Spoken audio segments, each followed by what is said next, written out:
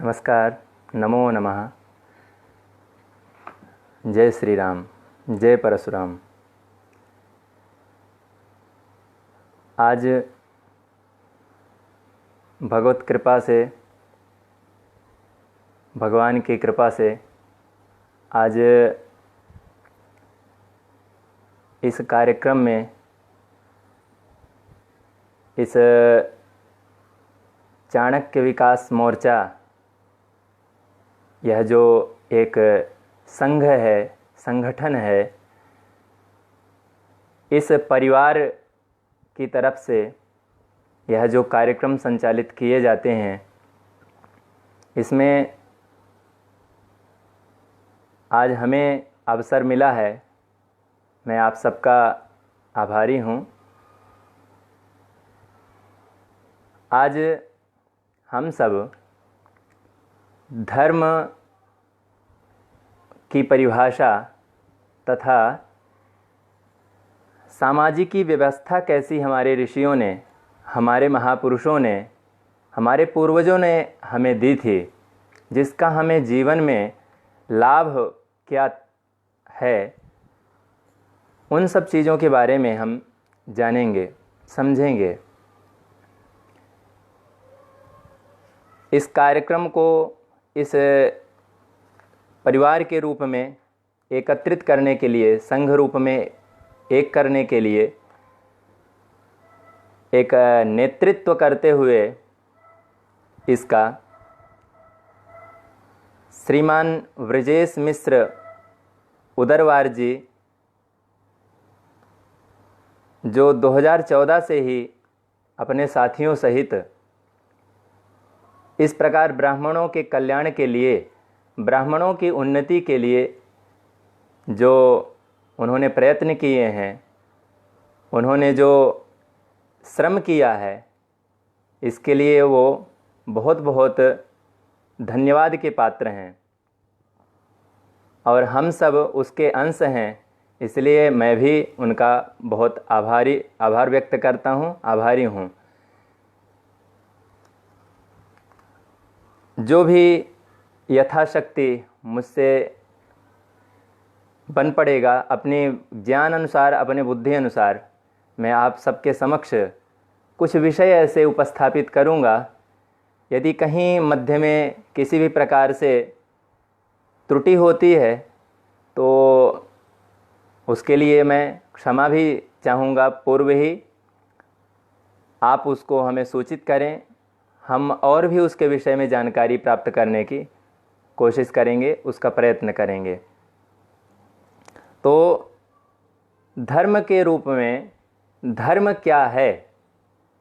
क्योंकि आज हम देखते हैं संपूर्ण विश्व एक धर्म के रूप में, धर्म को लेकर के बहुत सारी बातें करता है। तो यह धर्म है क्या? धर्म नाम से हम क्या समझते हैं और क्या उसकी परिभाषा है? हमारे ऋषियों ने, महर्षियों ने, पूर्वजों ने हमें क्या उसकी परिभाषा बताया है और आज हम उसकी परिभाषा किस रूप में समझते हैं, उसको हम जानने का प्रयत्न करते हैं।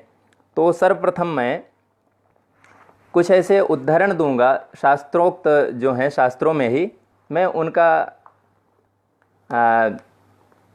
आधार लेकर के और कुछ चीज़ें आपको मैं बताऊंगा।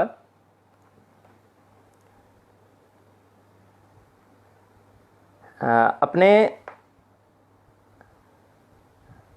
बहुत सारे ऐसे ग्रंथ हैं, शास्त्र जिनको कहे जाते हैं, जैसे वैशेषिक शास्त्र है, वेदांत शास्त्र भी उसी में आता है, न्याय शास्त्र आता है, व्याकरण शास्त्र आता है, न्याय, वैशेषिक, मीमांसा, वेदांत इत्यादि, ये जो 6 शास्त्र हैं, इन शास्त्रों के आधार पर अपने वैशेषिक शास्त्र धर्म की व्याख्या करते हुए कहता है, यतोऽभ्युदय निःश्रेयस सिद्धि स धर्मः, यतः अभ्युदय निःश्रेयस सिद्धि सह धर्मः। जिससे, जिसके द्वारा निःश्रेयस सिद्धि, परम कल्याण की प्राप्ति हो, परम कल्याण की सिद्धि हो, वह धर्म कहलाता है। यह वैशेषिक शास्त्र के अनुसार धर्म का एक लक्षण, एक परिभाषा उसकी दी गई है। पूर्व मीमांसा शास्त्र जो पदों की बहुत विस्तृत व्याख्या, हर एक शब्दों की बहुत विस्तृत व्याख्या किया हुआ है, हर एक चीज़ का कैसे अर्थ निकलता है और कैसे हम उसका अर्थ समझते हैं, कैसे शब्दों को हम प्रयोग करते हैं, उसके बारे में वो बृहद जो विश्लेषण किया हुआ है मीमांसा शास्त्र, उसको कहा जाता है पूर्व मीमांसा, जिसके प्रवर्तक महामुनि जैमिनी हुए हैं।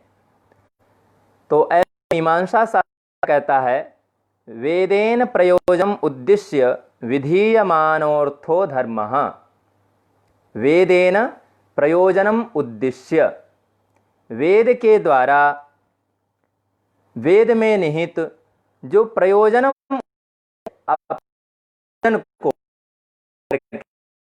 प्रयोजनम उद्देश्य अर्थात प्रयोजन कोई लक्ष्य, कोई को हम जो चीज़ हम प्राप्त करना चाहते हैं वो प्रयोजन एक हमारा होता है। तो प्रयोजन की सिद्धि के, तो मनु महाराज कहते हैं, वेद स्मृति सदाचारः स्वस्य च प्रियमात्मनः एतत् चतुर्विधं प्राहुः साक्षात् धर्मस्य लक्षणम्। किंतु इनमें भी मूल रूप से संहिता भाग और संहिता अर्थात जिनमें केवल मंत्र हैं, वो संहिता भाग और ब्राह्मण भाग, जो उन संहिताओं का विवेचन किया हुआ है, जिसमें व्याख्या की हुई है, ऐसा ब्राह्मण ग्रंथ जो हैं, इन दोनों को वेद के अंतर्गत ही माना जाता है, इन दोनों को वेद ही कहा गया है। तो वेदः स्मृति ही अर्थात जितने भी स्मृति शास्त्र हैं, धर्म शास्त्र जिनको कहा जाता है, स्मृति चाहे मनुस्मृति हो, पाराशर स्मृति हो, हारीत स्मृति, आपस्तंभ स्मृति, याज्ञवल्क्य स्मृति, ऐसे कम से कम सैकड़ों स्मृतियां हैं, सैकड़ों स्मृतियां हमारे मुनियों ने ऐसे रचित की हैं। तो वेदः स्मृति सदाचारः, सदाचार आचरण जो सत की तरफ बढ़ाता है, सत जो है अर्थात सत्व गुण से युक्त जो हमारा आचरण है, शुद्ध पवित्र आचरण है, वह सदाचार कहलाता है।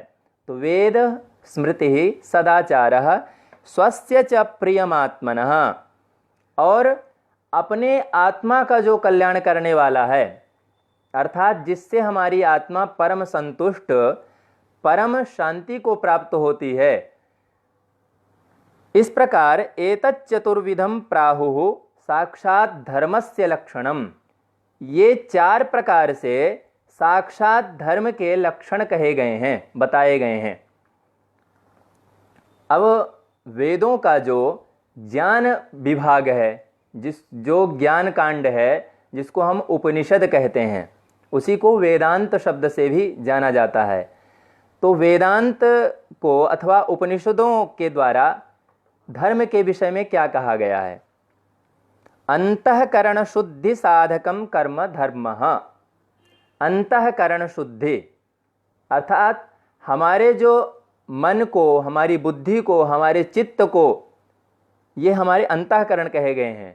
मन, बुद्धि, चित्त, अहंकार अर्थात जो हमारा अहम तत्व है, जो अस्तित्व हमको बताता है कि मैं हूँ, जो मैं तत्व है, ये अपना अस्तित्व बोधक होता है, इसी को अहंकार कहा जाता है। तो ये चार प्रकार के मन, बुद्धि, चित्त, अहंकार, ये अंतःकरण कहे गए हैं। इन अंतःकरणों का, अंतःकरण शुद्धि साधकम, इनको शुद्ध करने के लिए, शुद्धि के उद्देश्य से जो साधकम कर्म, जो साधन किया जाए जिस कर्म के द्वारा, वह धर्म कहलाता है। ऐसा वेदांत कहता है, उपनिषद कहता है। महाभारत का यदि हम देखते हैं धर्म के विषय में व्याख्या, तो महाभारत इस पे अपना क्या मत देता है। महाभारत जैसे महाग्रंथ जिसको पंचम वेद कहा गया है, अर्थात जिनको वेदों में वेद पढ़ने का जिन्हें इतना ज्ञान नहीं है उनके पास में, अथवा जिनकी इतनी बुद्धि कमज़ोर है उसका अर्थ समझने के लिए, ऐसे लोगों के लिए महाभारत जैसे ग्रंथ की रचना की थी महामुनि व्यास ने।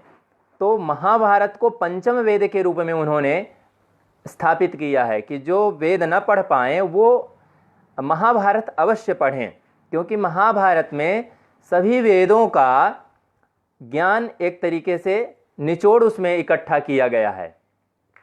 तो उस महाभारत को अवश्य पढ़ना चाहिए। तो महाभारत क्या कहता है, महाभारत के द्वारा धर्म के विषय में क्या कहा गया है, वेदोक्तः परमो धर्मः। वेद जो कहते हैं, वेद जो उद्देश्य हमारे लिए प्रेरित करते हैं, हमको प्रेरणा जो देते हैं वेद, ऐसे वेद वेदोक्तः परमो धर्मः, जो वेदों ने कहा है वह परम धर्म कहलाता है। और धर्मशास्त्रेषु चापरः, धर्मशास्त्रेषु, धर्मशास्त्रों में मैंने आप सबको पहले बताया कि धर्मशास्त्र कहा जाता है स्मृतियों को। तो स्मृतियों में जो कुछ भी कहा गया है, बताया गया है, वह भी धर्म कहलाता है। और शिष्टाचीर्णश्च शिष्टानां त्रिविधं धर्म लक्षणम। शिष्टाचार, जैसे कि शिष्टाचार सदाचार मैं पहले भी बता चुका हूँ इसके बारे में। तो शिष्टाचार और शिष्टानाम, जो शिष्ट व्यक्ति हैं, सदाचारी व्यक्ति हैं, उनके द्वारा जो बताया गया है अथवा उनके द्वारा जो प्रेरित किया जाता है, प्रेरणात्मक जो उनके वाक्य होते हैं, वह भी धर्म कहलाता है। ऐसा धर्म का लक्षण है। अब विविध प्रकार से विविध ग्रंथों में ये धर्म के लक्षण ऐसा क्यों किया गया है, क्यों बताया गया है, इसके बारे में यदि हम सब चिंतन करें तो धर्म का सामान्य सा एक अर्थ निकलता है। सामान्य का अर्थ जो सब जगह व्याप्त हो, सब जगह लागू हो।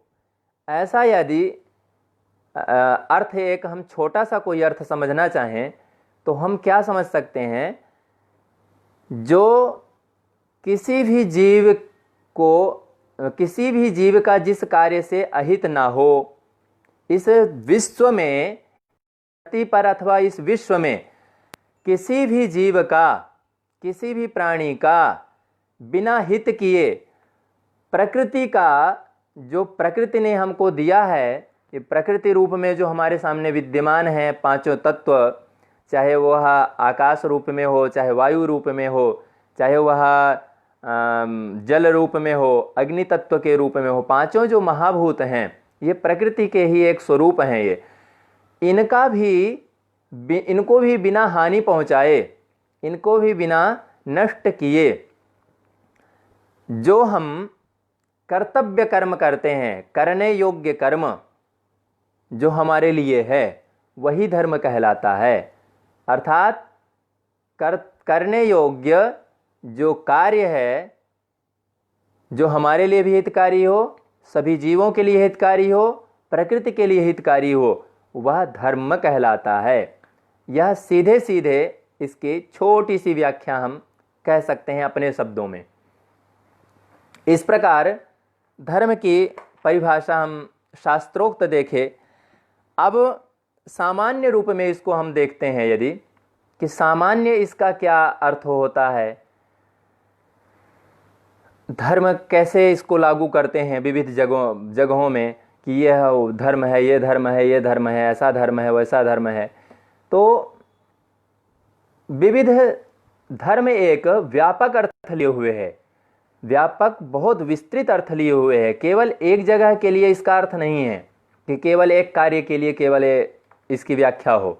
ये विविध रूपों को अपने इसी अर्थों को, मुख्य अर्थों को लिए हुए विविध स्वरूपों में परिणित होता है।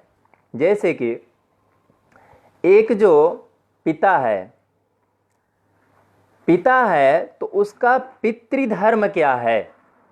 पिता का एक धर्म होता है कि वह क्या क्या है, उसका क्या कर्तव्य है। तो पिता का धर्म क्या है? पिता का धर्म ये है कि वो अपने पुत्र को अच्छी शिक्षा दे, अच्छा संस्कार दे, उसका संरक्षण करे, उसका पालन पोषण करे, क्योंकि उसने जन्म दिया है उसको। ये पिता का धर्म है। पिता के धर्म और भी शास्त्रों में बताए गए हैं। ऐसे ही पिता का एक धर्म जिस प्रकार से उसके करने योग्य जो कर्म है वो पिता के लिए बताया गया, ऐसे ही हम यदि भ्राता हैं, भाई हैं किसी के, तो भ्रातृ धर्म क्या है? यदि बहन है हम किसी की तो बहन का धर्म क्या है? यदि हम किसी के अध्यापक हैं, किसी के गुरु हैं, तो गुरु का धर्म क्या होता है? अलग अलग जगहों पर इसके परिभाषाएं, इसके स्वरूप विस्तृत होते जाते हैं, विविध रूपों में होते जाते हैं। ये धर्म का एक प्रकार से संक्षिप्त रूप में मैंने आपके सामने परिभाषा इसकी रखी है। अब हम देखते हैं हमारे धर्मशास्त्रों में जो स्मृतियां हैं हमारी, उन स्मृतियों में, धर्मशास्त्रों में हमारे समाज को क्या दिया है उन्होंने। जैसा कि हम आज देखते हैं कि समाज में बहुत प्रकार से क्लेश उत्पन्न हो रहा है कि स्मृतियां जो हैं, कभी मनुस्मृति के ऊपर प्रहार होता है, कभी पाराशर स्मृति के ऊपर प्रहार होता है, कभी अन्य किसी स्मृतियों के बारे में, ग्रंथों, वेदों के बारे में कुठाराघात होता है। लोग उनकी निंदा करते हैं कि ऐसा उचित नहीं है, इनमें अच्छा नहीं लिखा है, इनमें ऐसा नहीं लिखा है, वैसा नहीं लिखा है, ऋषियों ने तो पूरा समाज नष्ट कर दिया है। ऐसा कुछ सुनने को मिलता है। तो मेरा इसमें कहना है कि हम अच्छे से शायद समझते नहीं हैं, क्योंकि हम अपने ही ग्रंथों से दूर हो गए हैं, और इतने दूर हो गए हैं कि हम उनके बारे में हमें समझना, उनको तो बहुत दूर, हम उनके बारे में जानते भी नहीं हैं कि हमारे पास कितने धर्म हैं, क्षम्यताम, कितने हमारे पास स्मृतियां हैं, कितने वेद हैं। सामान्य रूप से यदि हम किसी से पूछ लें कि वेद कितने होते हैं, तो वो वेद भी नहीं बता पाएगा कि वेद कितने होते हैं, उनका क्या नाम है। जबकि ये विश्व का सबसे बड़ी बात होगी एक तरीके से कि वेदों का वो नाम न जाने। लेकिन महान आश्चर्य की बात है कि आज इसी समाज में लोग जान नहीं पा रहे हैं, समझ नहीं पा रहे हैं, और उनको पता भी नहीं है। फिर भी वो उनकी तरफ अपने प्रश्न करते हैं, अपनी आलोचना उनकी तरफ करते हैं, संस्कृत ग्रंथों की तरह और धर्म की तरफ। तो थोड़ी सी संक्षिप्त रूप में मैं उसका एक परिचय सामाजिकी व्यवस्था का बताऊं। चाहे मनुस्मृति हो या याज्ञवल्क्य स्मृति हो या पाराशर स्मृति हो, हारीत स्मृति, आपस्तंभ स्मृति, ये जितनी भी हैं, देवल स्मृति आदि, इनमें से मुख्य को आज माना जाता है, क्योंकि आद्य स्मृति मानी जाती है मनुस्मृति। मनुस्मृति की यदि हम चर्चा करते हैं तो मनुस्मृति में भी हमारे आचरण की व्यवस्था कैसे बनाई है, मनु महाराज ने व्यवस्थाएं दी हैं उन्होंने कि आप यदि इस तरीके से चलेंगे तो यह समाज जो है उसकी व्यवस्थित रहेगा, और समाज व्यवस्थित रहेगा तो आप व्यवस्थित रहेंगे। समाज की व्यवस्था के लिए, मनुष्य मात्र के कल्याण के लिए उन्होंने मनुष्य को 4 वर्णों में, 4 विभागों में विभक्त किया। 4 विभागों में विभक्त करने का उनका उद्देश्य मोटे मोटे रूप में 4 विभाग में व्यवस्थित किया। एक रूप में हम देखते हैं जैसे कि विश्वविद्यालय होता है। विश्वविद्यालय में, कहने को तो विश्वविद्यालय है, लेकिन विश्वविद्यालय में भी बड़े विभाग होते हैं। कोई तो टीचिंग विभाग हो जाता है, कोई गणित का विभाग हो जाता है, मैथमेटिक्स का विभाग कोई हो जाता है, कोई साइंस का, विज्ञान का विभाग हो जाता है, कोई अर्थशास्त्र के बारे में विभाग बना दिया जाता है, कोई फिजिक्स का विभाग बना दिया जाता है, रसायन शास्त्र के बारे में। कोई एग्रीकल्चर इत्यादि विभाग बना दिया जाता है। कहने का विविध विभाग बना दिए जाते हैं विश्वविद्यालय में जैसे कि, और उस विभाग में भी बहुत सारे शिक्षक होते हैं, कोई लिपिक होता है, कोई शिक्षक होता है, कोई इसमें सहायक होता है, उसमें भी बहुत सारे लोग काम करते हैं, अलग अलग तरीके से काम कर देते हैं उस विभाग में भी। उन लोगों में भी कोई वरिष्ठ होता है, कोई कनिष्ठ होता है, इस प्रकार उनमें भी एक अलग व्यवस्था बनाई जाती है। ऐसे ही इस संपूर्ण विश्व में एक व्यवस्था दी गई, 4 विभाग उसके बनाए गए। 4 विभाग कैसे बनाए गए? मुख्य रूप से उसमें 3 विभाग दिए गए। 3 विभाग कौन कौन से? ब्राह्मण, क्षत्रिय, वैश्य और शूद्र। क्षम्यताम, ब्राह्मण, क्षत्रिय, वैश्य, ये 3 विभाग दिए गए पहले मुख्य रूप से। इन तीनों को ऐसा रखा गया कि आप सबको वेदों का ज्ञान प्राप्त करना है। वेद का वैसे अर्थ ही होता है ज्ञान, वेद का और कोई अन्य अर्थ नहीं है। विद्लि ज्ञाने, विद्लि एक धातु है संस्कृत की, वो ज्ञाने इस अर्थ में प्रयोग की जाती है। उसी विद्लि धातु से वेद शब्द की उत्पत्ति हुई है। तो वेद ऐसा उसका स्वरूप है। तो वेद अर्थात ज्ञान का भंडार, जिसमें हर चीज के बारे में, हर विषय के बारे में बताया गया है, ऐसा ज्ञान का भंडार वेद कहलाता है।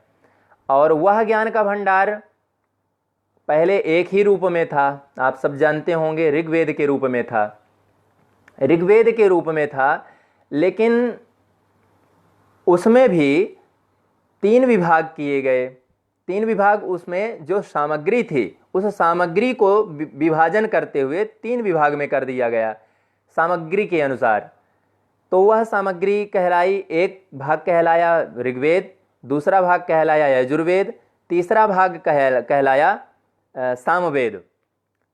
इनमें सामग्री अलग अलग है, मंत्र ऋचाएं वही हैं, इनका प्रयोग अलग है। इनका प्रयोग कैसे करना है, इसमें ज्ञान क्या है, किस प्रकार का है, वो अलग अलग व्यवस्था इसमें दी गई हैं। ऋचाएं प्रायः वही हैं तीनों में, चाहे वह ऋग्वेद हो, चाहे यजुर्वेद हो, चाहे सामवेद हो। ऋग्वेद में जो आपको मंत्र मिलेंगे वही आपको मंत्र यजुर्वेद में भी मिलेंगे, वही आपको मंत्र आपको सामवेद में भी मिलेंगे। इस प्रकार ये 3 विभाग कर दिए गए।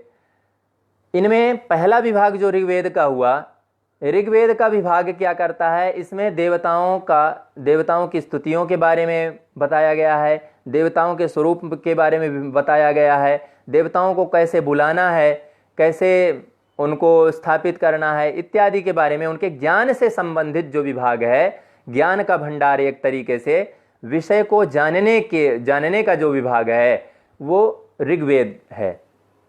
फिर दूसरा विभाग कौन सा है? यजुर्वेद। यजुर्वेद विभाग में यजुर्वेद में क्या कहा गया है कि वह प्रैक्टिकल है। जो ज्ञान हमने प्राप्त किया उसको प्रैक्टिकल रूप में, उसको कर्म कांड के रूप में कैसे हम उसको प्रयोग ले आएं, वो यजुर्वेद में आ गया।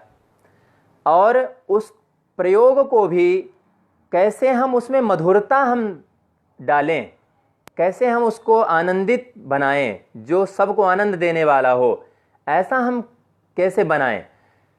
तो उसी में से सामवेद का विभाजन किया गया। अर्थात सामवेद जिसमें ज्ञान विद्या है, प्रधान रूप से ज्ञान उसमें भी है, लेकिन मुख्य रूप से उसका जो उद्देश्य है वह है गान। गान, जब हम संगीत सुनते हैं तो कितने आनंदित हो जाते हैं, मन प्रसन्न हो जाता है, बिल्कुल खिल उठता है। वही सामवेद के रूप में हमें दिया गया। अब इन तीनों को पढ़ने का, इन तीनों के अंदर जो सामग्री है उनको जानने के लिए इन तीन जो ये विभाग बनाए गए थे मनुष्य समुदाय के, इन तीनों का अधिकार था। तीनों का अधिकार क्या, क्षम्यताम, हम इसको कह सकते हैं कि पहले सबको अधिकार था, सबको ही अधिकार, कि ये ज्ञान प्राप्त करने का सबको अधिकार। फिर उसको हम अपनी रुचि के अनुसार, हम कैसे उसको अपनी रुचि के अनुसार आगे का हम अपना जीवन यापन, आगे की हम जीवन यात्रा हम पूरा उस ज्ञान के आधार पर हम कैसे करना चाहते हैं, उसके आधार पर फिर होता था विभाजन मनुष्य का। जैसे कि ब्राह्मण वो कहलाया जो इन अध्ययन अध्यापन में, पठन पाठन में ही व्यस्त रहता है, जो ज्ञान की अंतिम सीमा तक जाना चाहता है, जो ज्ञान प्राप्त करने का हमेशा जिज्ञासु रहता है, हम और भी प्राप्त करें, और भी जानें, इस विषय में और भी जानें, और ज्ञान इकट्ठा करके समाज को देता है, जो समाज के लिए जो कार्य करता है, जो अपने सब कुछ न्यौछावर, अपना जीवन न्यौछावर कर देने वाला जो विभाग है, वह ब्राह्मण विभाग कहलाया। ब्राह्मणों ने, अब वैदिक काल की स्थिति देखो, चाहे शास्त्रों में स्थिति देखो ब्राह्मणों की, जहां पर भी आता है वहां कहा जाता है एकः दरिद्रो ब्राह्मणः, एकः निर्धनः ब्राह्मणः, एक निर्धन ब्राह्मण था, एक दरिद्र ब्राह्मण था। कहीं पर भी शास्त्रों में, कहीं यदि भूल चूक से कहीं एकाध जगह ना हो तो नहीं कह सकता हूँ, अधिकतर ऐसी जगहों में चाहे कोई भी ग्रंथ हो, सब में ब्राह्मण को निर्धन, ब्राह्मण को दरिद्र ही बताया गया। उसका कारण क्या था? यदि हम इस पे देखें, यदि हम इस पे भी यदि देखते हैं, तो यदि इसके बारे में चिंतन करें तो ब्राह्मण के ऐसे कार्य ही थे कि उसको दूसरे जगह किसी की नौकरी आदि करने के लिए, किसी का नौकर बनने के लिए उसके मन में कभी आता ही नहीं था। ऐसी व्यवस्था थी उस समय पर। वह स्वयं सबका प्रेरणा देने वाला, सबको ज्ञान देने वाला, उसके ब्राह्मण के ही आज्ञा से क्षत्रिय राज्य करता था। ब्राह्मण के ही ज्ञान के द्वारा मार्गदर्शन में वैश्य जो होता था वह व्यापार करता था, और ब्राह्मण के ही निर्देश में जो शूद्र होता था, शूद्र विभाग होता था, वह सेवा सहायक रूप में सबकी सहायता करता था। अर्थात ब्राह्मण का जो विभाग था वह ज्ञान प्राप्त करने के लिए, वह ज्ञान प्राप्त करने का जिज्ञासु था, और मुख्य रूप से अध्ययन अध्यापन, यह 6 कर्म ब्राह्मणों के निश्चित थे। अर्थात अध्ययन करना, पढ़ना, हमेशा पढ़ना, जीवन पर्यंत पढ़ना, जीवन पर्यंत PhD करो, रिसर्च करो, ये ब्राह्मण विभाग है। चाहे वो आज के रूप में IAS हो, IPS हो, या उस IPS वगैरह तो मैं कह सकता हूँ कि बहुत उसके नीचे हैं। ब्राह्मण उतना उनसे लाख गुना ऊपर था, क्योंकि ये कुछ ही विषयों के बारे में जानकारी प्राप्त कर पाते हैं। सभी विषयों के बारे में उतना विशाल ज्ञान भंडार नहीं हो पाता है इनको भी। ब्राह्मण को चाहे वह धनुर्वेद हो, चाहे गंधर्व वेद हो, चाहे शिल्प शास्त्र हो, चाहे वह न्याय शास्त्र हो, चाहे वो विधि शास्त्र हो, लॉ, केमिस्ट्री, रसायन शास्त्र, वनस्पति शास्त्र, युद्ध शास्त्र, आपका कोई भी एक XYZ आप कुछ भी ले लो, वह सब में पारंगत होता था। ऐसा ब्राह्मण था, उसी को ब्राह्मण कहा जाता था, जो इस प्रकार की विद्या को अपने अंतर्निहित कर लेता था, अपने आप में जो प्राप्त कर लेता था, एकत्रित कर लेता था, वही ब्राह्मण कहलाता था।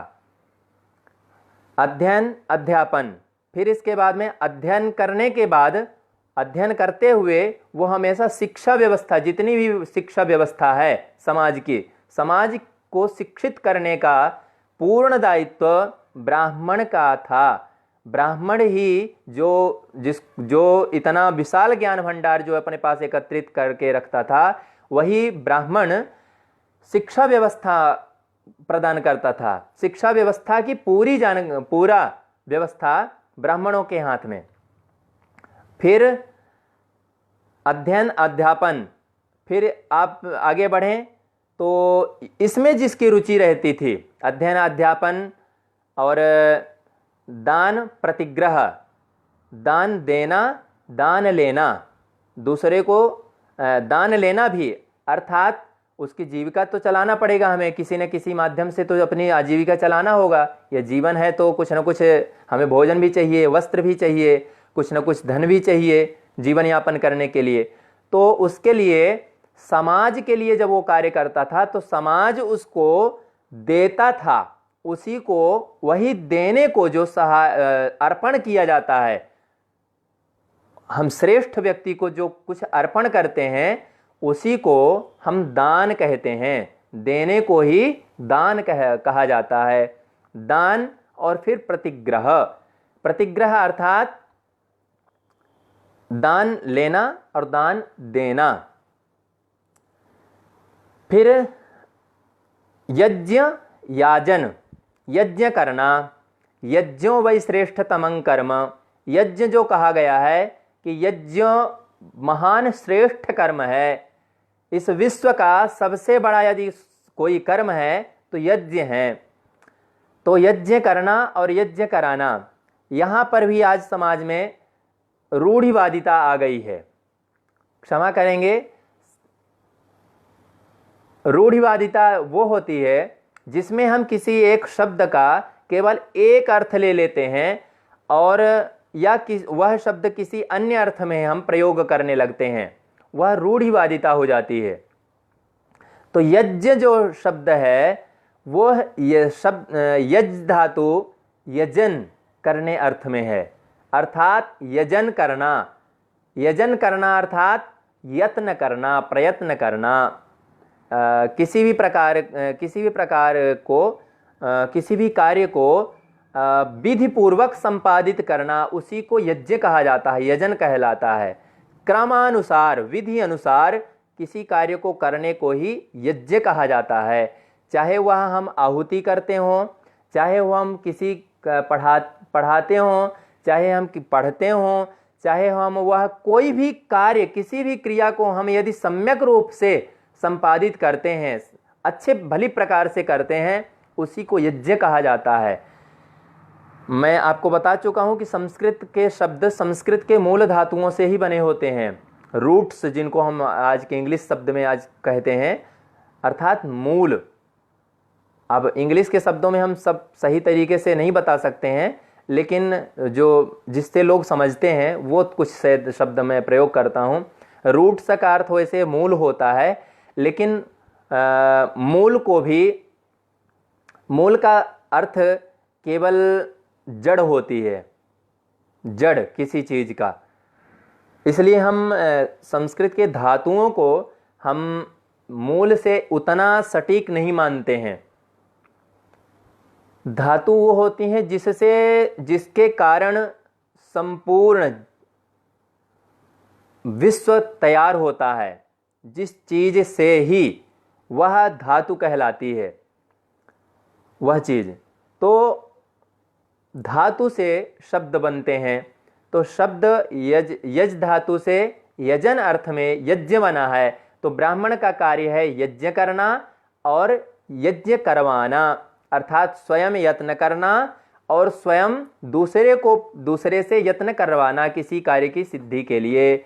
चाहे वह हमारे किसी भी कार्य में हो, चाहे वह शिक्षक बन रहा हो, चाहे वह गृहस्थ धर्म में जा रहा हो, चाहे वह किसी भी कार्य को संपादित कर रहा हो, जहाँ पर यतन हम कहते हैं ना कि बड़े यतन से ये हमने कार्य किया है, यतन यजन शब्द का ही वह रूप आ गया है यतन, अर्थात यतन को ही हम मान सकते हैं ले जा करके यज्ञ में, कि यतन शब्द जो प्रचलित है आज, वही यजन और यजन शब्द ही यज्ञ में आता है। ऐसा वह स्वरूप है यज्ञ का। तो यज्ञ करना और यज्ञ करवाना, यह 6 कर्म, ये ब्राह्मण इन 6 कर्मों को जो अंतर्निहित करता था, स्वीकार करता था, बंधता था, अपने आप को बांधता था इन 6 कर्मों में, वह ब्राह्मण कहलाता था। अर्थात यज्ञ करना, यज्ञ कराना, पढ़ना, पढ़ाना, और कोई भी बिना किसी की नौकरी किए, बिना किसी की चाकरी किए, नौकर बने किसी के, स्वयं समाज से सहयोग स्वीकार करना, और समाज से सहयोग स्वीकार करके और हम जो कार्य करते हैं समाज के लिए, वह ब्राह्मण कहलाता है। इन नियमों में जो बंधता है वह ब्राह्मण कहलाता है। उसको शास्त्रोक्त सभी नियमों का पालन करना होता है। आज हम शायद दूसरा स्वरूप धारण कर चुका है यह शब्द, लेकिन इसके बारे में हम कभी पुनः चर्चा करेंगे, पुनः आगे कभी चर्चा करेंगे। तो ब्राह्मण को मैंने बताया कि ब्राह्मण ब्राह्मण का स्वरूप कैसा है। ऐसे ही क्षत्रिय वेद का ज्ञान तीनों प्राप्त करते थे, सभी प्राप्त करते थे वेद का ज्ञान, लेकिन जो इन नियमों में बंधता था कि वो यज्ञ करवाएगा, यज्ञ करेगा, दान लेगा और दान देगा, जो पढ़ेगा आजीवन और पढ़ाएगा वह ब्राह्मण कहलाएगा। अर्थात जो इस कैटेगरी में आता था वह ब्राह्मण कहलाता था। फिर दूसरी कैटेगरी क्षत्रिय। क्षत्रिय क्या होता था? जो ताकतवर, जिसको अपने शरीर के प्रति विशेष मोह होता था, जो ताकत, अपनी शक्ति को ज़्यादा संग्रह करने में लगा रहता था, अपनी शक्ति संचय करता था, शक्ति के द्वारा हर कार्य करने में वो ज़्यादा रुचि रखता था। जो राजनीति, राज्य करने में, नेतृत्व करने में, रक्षा करने में जिसकी रुचि रहती थी वह क्षत्रिय कहलाता था। और जिसको व्यापार से संबंधित जिसकी रुचि होती थी, जिसको ज़्यादा पढ़ने पढ़ाने से कोई लेना देना, जिसमें उसकी रुचि नहीं है, जिसको उस कैटेगरी में वो नहीं जाना चाहता है, जिसको लड़ने झगड़ने से या राजनीति करने से जिसको ज़्यादा इच्छा नहीं है, जिसका इंटरेस्ट नहीं है, वह जिसको व्यापार से ज़्यादा इंटरेस्ट है, ज़्यादा उसमें जिसकी रुचि है, वह वैश्य वर्ग में आ जाता था। समाज में व्यापार व्यवस्था, सबको वस्तुओं का इधर से उधर सबके पास, सभी लोगों के पास में पहुँचे सभी वस्तुएं, आपूर्ति विभाग जिसको हम कह सकते हैं, आपूर्ति विभाग उसका निर्माण और निर्माण नहीं, उसका व्यवस्था, वस्तुओं की व्यवस्था करना, वो वणिक उसको बोला जाता है। वैश्य जो कैटेगरी होती थी यह उसके लिए होता था। और इन तीनों प्रकार से, इन तीनों कैटेगरियों में से जो चुनने को जो तैयार नहीं होता था कि ना तो मैं ब्राह्मण कैटेगरी में जाना चाहता हूँ, अर्थात ना तो मुझसे ये होगा कि मैं जीवन भर पढ़ता पढ़ाता रहूं, दान लेऊं और दान देऊं, समाज से सहयोग लेऊं और सहयोग करूं, और यज्ञ करूं और यज्ञ कराऊं, ये मुझसे नहीं हो पाएगा। मुझसे लड़ना झगड़ना नहीं हो पाएगा, मैं नेतृत्व नहीं कर सकता हूं, मैं इस समाज में राजनीति नहीं मैं कर सकता हूं, मेरी रुचि नहीं है राजनीति में, और मेरे जो है ना बिजनेस में मेरी रुचि नहीं है, व्यापार में मेरी रुचि नहीं है। मैं तो भाई आपका सहयोग कर सकता हूं, आपका साथ दे सकता हूं, मैं आपके साथ में रहूंगा। जो सहयोग करने वाला, जो ऐसा अवशिष्ट रह जाता था, जिसकी रुचि केवल सहयोग करने में रहती थी, उसी को शूद्र नाम से जाना जाता था। शूद्र बिल्कुल भी, जो आज निंदित शब्द, जिसको हम शूद्र कहने से हम निंदित मानते हैं, अथवा जो हमारे मन में एक अलग तरीके का कुछ उत्पन्न होता है कि शूद्र थोड़ी सी कैटेगरी एक अलग है, ये बिल्कुल भी निंदित नहीं था। शुच धातु से इसका निर्माण इस शब्द का हुआ है। शुच शोधने, पूति अर्थात पवित्र ये होता था। शूद्र शब्द जो था ये पवित्र होता था, ना कि ये निकृष्ट होता था।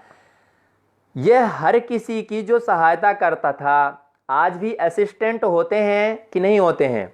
हर कोई अपना असिस्टेंट एक रखना चाहता है। वह असिस्टेंट जो होता है, हेल्पर जो हमारा होता है वह शूद्र कहलाता है। अर्थात हम जिसको आज असिस्टेंट कहते हैं, हमारे ऋषि उसी को शूद्र कहते थे। चाहे वह समाज में हमारी किसी भी प्रकार की वह व्यवस्था करता हो, हमारी हेल्प करता हो। आज एक छोटा सा स्वरूप हम बता देते हैं। जब हम विवाह उत्सव करते हैं या हमारे घर में कोई भी कार्यक्रम होता है, हम किसी भी कार्यक्रम को देख लें, उसमें हमें विवाह कार्यक्रम में हम कुम्हार से घड़ा भी मंगवाते हैं। कुम्हार से, जो मिट्टी के घड़े बनाता है वो कुम्हार, उस कुंभकार से हम घड़ा मंगवाते हैं। जो हमारा नाई होता है वह हमारा हर प्रकार से हमारे पूजा व्यवस्था में सहयोग करता है। जो हमारा वारी होता है वह हमारे घर में पत्तल वगैरह की व्यवस्था उठाने की, रखने की, लोगों को देने की ये व्यवस्था करता है। अर्थात हमारे जो जितने भी सहायक थे, मनिहारिन को ले लो, आप रजक को ले लो, जो हमारे वस्त्रों को धुल करके हमें देता है हमारे वस्त्र, हम सब कार्य अपने आप नहीं कर सकते हैं। अर्थात जो हमारा सहयोग करता है वह शूद्र कैटेगरी में आता है। ये 4 प्रकार की सामाजिक व्यवस्था है, कैटेगरी ये बनाई गई हैं, ना कि ये ऊंच नीच कोई भी है। कोई भी ऊंच नीच इसमें से नहीं है। लेकिन हम आज भी उसी को सम्मान देते हैं, पहले भी सम्मान दिया जाता था और आगे भी सम्मान दिया जाएगा जो बुद्धि से प्रधान होता है, माइंडेड होता है, चाहे वह कोई भी हो। हम आज क्या IAS IPS को नहीं सम्मान देते हैं? क्या हम आज किसी बिजनेसमैन को सम्मान नहीं देते हैं? क्या हम आज किसी प्रधानमंत्री को, किसी नेता का सम्मान नहीं देते हैं? क्योंकि वो बुद्धि से सब कार्य कर रहा है, नेतृत्व कर रहा है। ऐसे ही ब्राह्मण नेतृत्व करता था पूरे समाज का। पूरे समाज की व्यवस्था ब्राह्मण के नेतृत्व में चलती थी, क्योंकि ब्राह्मण सब चीज का ज्ञाता होता था। नेतृत्व वही कर सकता है जिसको हर विषय के बारे में जानकारी हो। वही हमारा गुरु हो सकता है, नेता हो सकता है, जिसको हर चीज के बारे में जानकारी हो। ऐसा ब्राह्मण था और वही पूरे समाज को लेकर के प्रेरित करता था, उसको उसके धर्म के बारे में, उसके कर्तव्य के बारे में बताता था कि तुम्हारा क्या कर्तव्य है, तुम्हें क्या क्या करना चाहिए। ये ब्राह्मण से हर कोई पूछने आता था, जानने आता था। ये ब्राह्मण का धर्म था। ब्राह्मण उनसे कोई पैसा नहीं लेता था, ब्राह्मण उनसे किसी भी प्रकार की रिश्वत नहीं लेता था, उनसे सहयोग लेता था।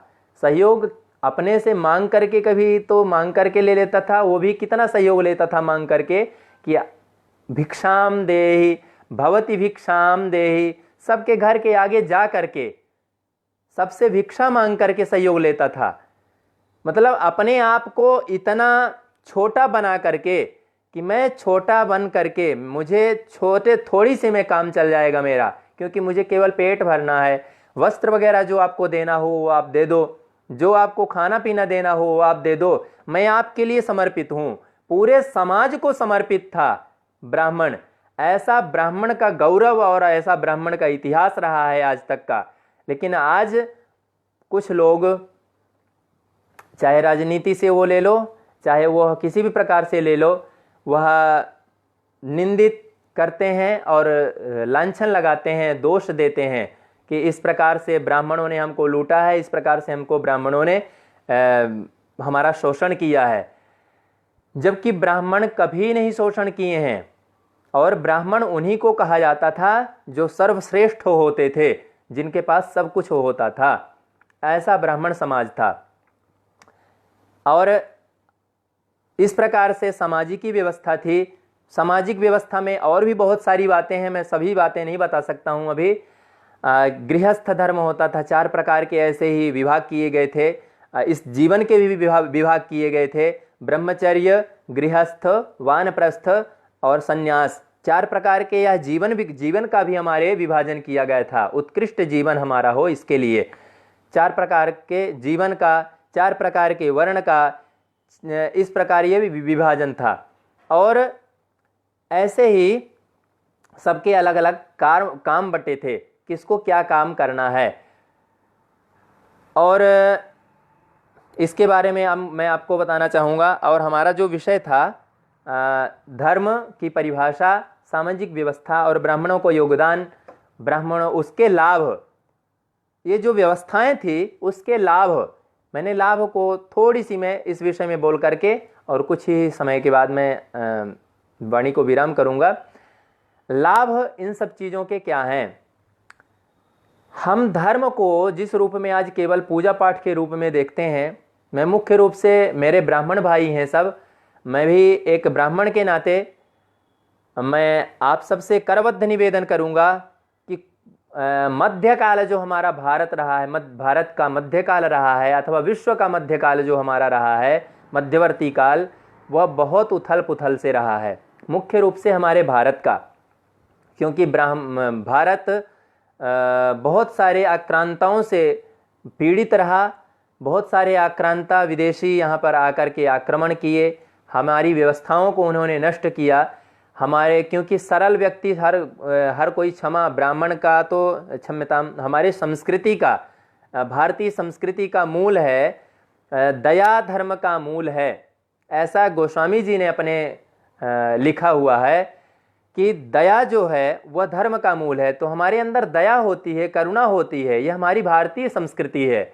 हम किसी को नीचे गिराना नहीं देखना, गिरते नहीं देखना चाहते हैं, किसी को हम नीचे गिराना नहीं चाहते हैं, चाहे वह हमारा शत्रु ही क्यों ना हो।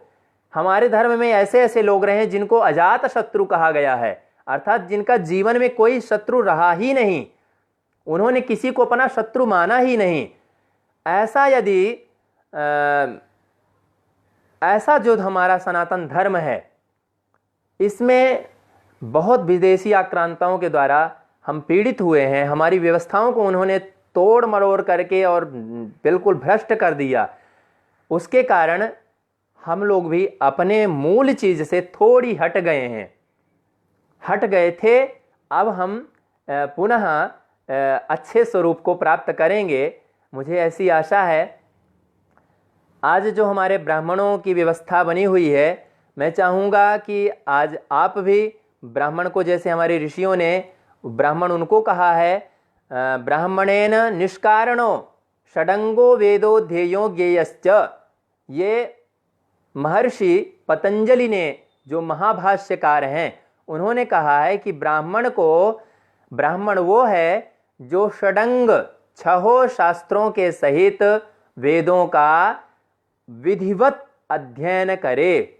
वेदों का अर्थात ज्ञान का, मैं वेद का अर्थ पहले बता चुका हूं, ज्ञान, सभी चीजों का ज्ञान जिस व्यक्ति को होगा, जो व्यक्ति संपूर्ण जीवन यज्ञ करना, यज्ञ कराना, दान लेना, दान देना और पढ़ना और पढ़ाना, इन विषयों को, इन नियमों को जो स्वीकार करेगा वो ब्राह्मण कहलाएगा।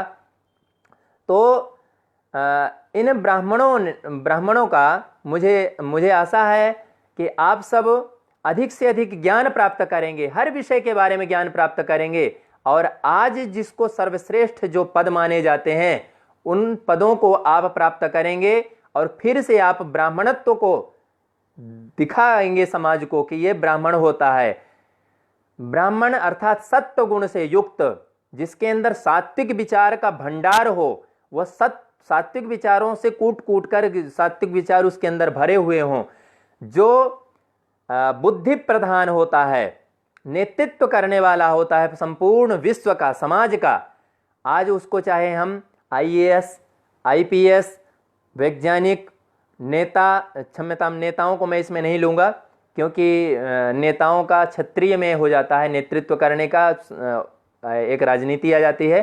तो लेकिन ये जो पद हैं, इन पे आज ब्राह्मणों को जाना चाहिए, अध्ययन करना चाहिए, खूब अध्ययन करो। वेदों का अध्ययन करने का अर्थात है ज्ञान का अध्ययन करना।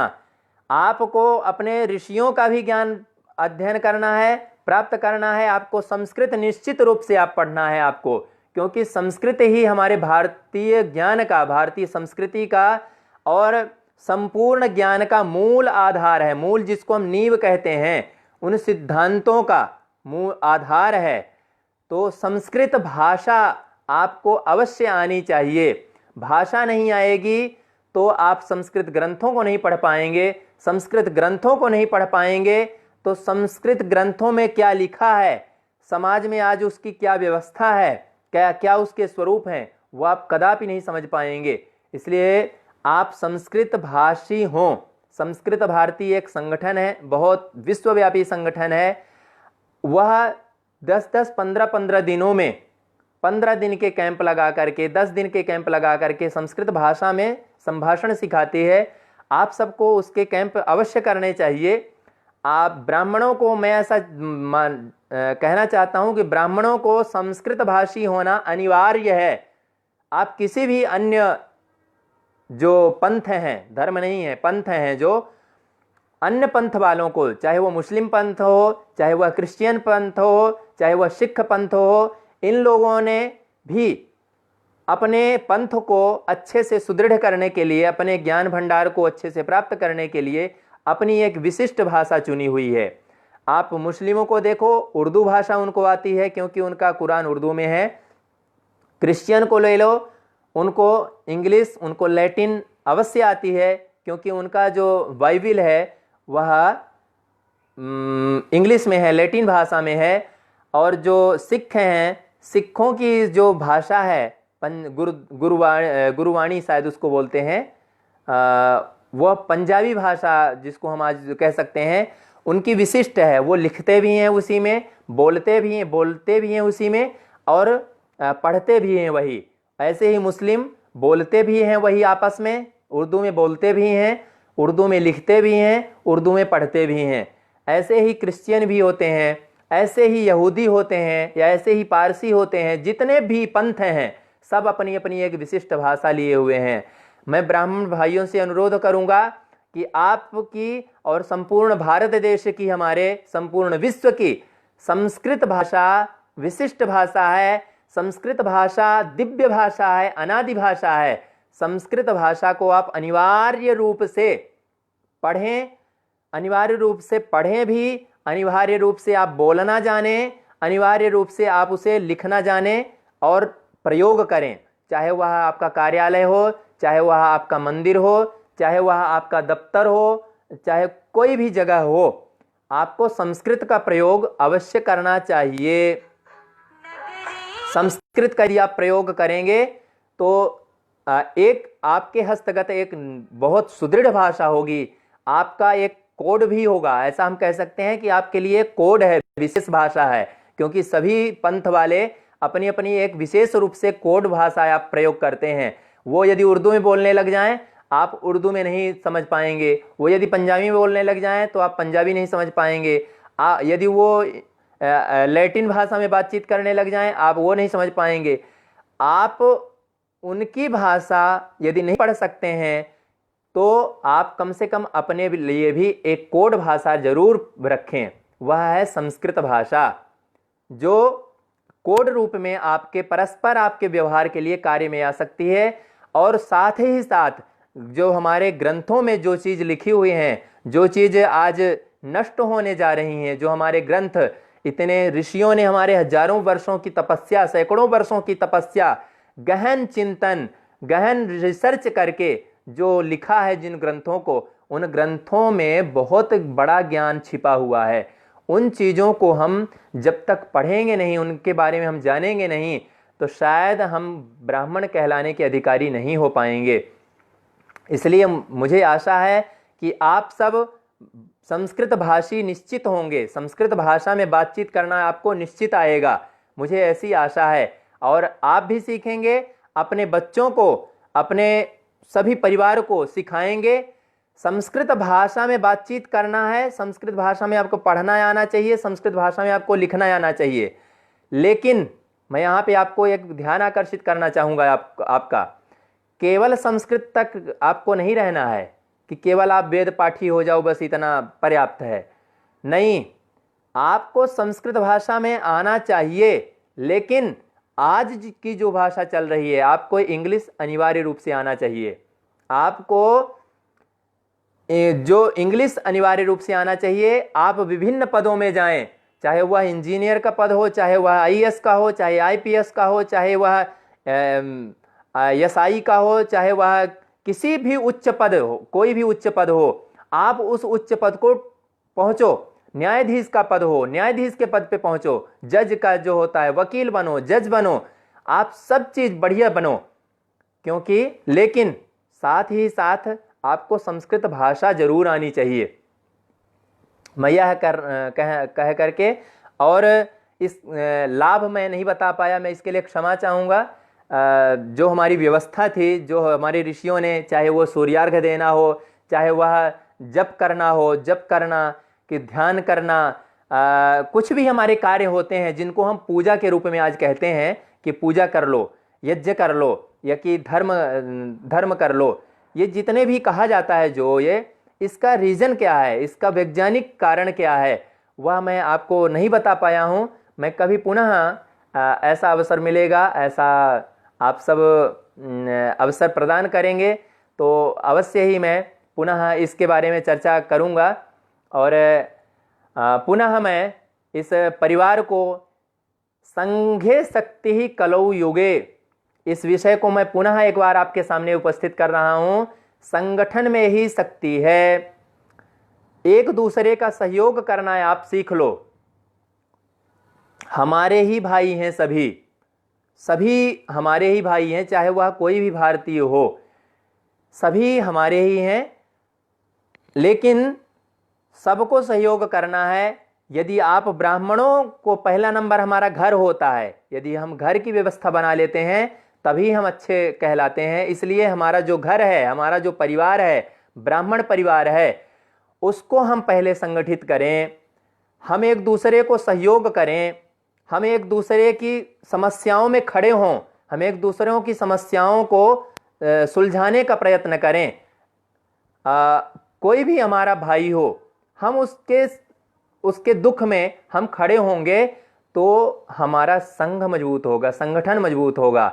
जब तक हमारा संगठन मजबूत नहीं होगा, हम एकत्रित नहीं होंगे, एक दूसरे को देख करके जलते रहेंगे, एक दूसरे के कार्य को देख करके जलते रहेंगे, एक दूसरे के व्यापार को देख करके, एक दूसरे को मकान दुकान को देख करके जलते रहेंगे, ईर्ष्या करते रहेंगे, एक दूसरे को छोटा बड़ा मानते रहेंगे। बहुत बड़ी कमी है ये हमारे ब्राह्मण में, जो अपने को बहुत श्रेष्ठ और अपने कोई दूसरे गोत्र वाले को बहुत छोटा मान करके जो चलते हैं, बहुत बड़ी कमी है। मैं इसके बारे में चर्चा करूंगा कभी कि यह छोटा बड़ा क्या व्यवस्था बनी हुई थी, आज उसकी कोई भी औचित्यता नहीं है, कोई भी उपयोगिता नहीं रह गई है। इसलिए आप छोटा बड़ा अपने परस्पर में, वो छोटा ब्राह्मण है, वो बड़ा ब्राह्मण है, वो छोटे घर का है, वो बड़े खानदान का है, बड़े गोत्र का है, वो उच्च गोत्र का है, ये कुछ भी आप इन सब से दूर हट जाओ। यदि आप चाहते हो कि ब्राह्मणों का कल्याण हो तो इससे बिल्कुल दूर हट जाओ, इन सब चीज़ों को छोड़ दो। और आपका उत्थान तभी होगा जब आप एक दूसरे की मदद करने वाले बन जाएंगे। आप किसी प्रशासनिक व्यवस्था में हैं तो आप अपने से छोटे किसी गरीब ब्राह्मण की मदद करो, उसको पढ़ाने लिखाने की व्यवस्था अपने आप भी सहयोग करो उसके पढ़ने लिखने में। उसको किसी पद पे पहुंचना है, आप उसका सहयोग करो, या आप उसको अपने परिवार का मान करके सहयोग करो। तब यह ब्राह्मण समाज, यह परिवार जो है, यह उत्थान को प्राप्त होगा और श्रेष्ठ होगा। और ज्ञान प्राप्त करना ही, ज्ञान की अंतिम सीमा तक जाना ही ब्राह्मण का कर्तव्य है। समाज को एक मार्गदर्शन करना ब्राह्मण का कर्तव्य है। आप इसमें श्रेष्ठ बनेंगे, सुदृढ़ बनेंगे और सत्व गुण से पूर्ण होंगे, संपूर्ण समाज को सहयोग करेंगे। इसी वाणी के साथ में, इसी अपने विचार के साथ में मैं अब अपनी वाणी को विराम दूंगा। और जय परशुराम, जय श्री राम ऐसा कहते हुए सभी को नमस्कार, नमो नमः, जय श्री राम। कुछ ऐसे प्रश्न आए हुए हैं, मैं उनका उत्तर शायद अब नहीं दे पाऊंगा, क्योंकि एक कक्षा मेरी रहती है, मैं ऑनलाइन कक्षा में इस समय पर प्रशिक्षण दे रहा हूं 4 बजे से 5:30 बजे तक। तो मैं नहीं प्रश्नों का उत्तर दे पा रहा हूं। आप कभी आपसे पुनः जब ऐसा होगा आप लिख करके रखें, पुनः आपसे मैं आऊँगा आपके सामने अपने विचारों को लेकर के, अपने शास्त्रों के विचारों को लेकर के, अपने ग्रंथों के विचारों को लेकर के। और इसी के साथ पुनः जय श्री राम, जय परशुराम, नमस्कार।